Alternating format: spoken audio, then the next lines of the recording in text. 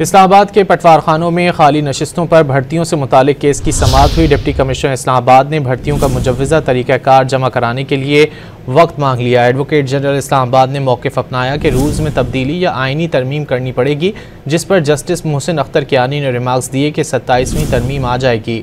मज़ीद जानते हैं डॉन न्यूज़ के नुमाइंदे ताहिर नसीर से। ताहिर, क्या तफसीलात हैं?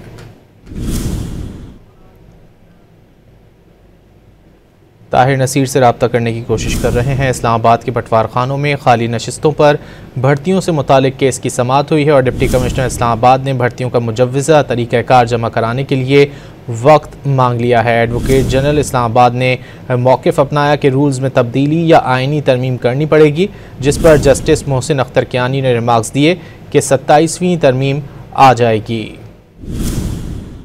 मज़ीद जान लेते हैं डॉन न्यूज़ के नुमाइंदे ताहिर नसीर से। ताहिर, क्या तफसीलात हैं? जी देखिए, इस्लामाबाद के पटवारखानों में खाली नशिस्तों पर भर्तियों से मुताल्लिक केस की समाअत इस्लामाबाद हाई कोर्ट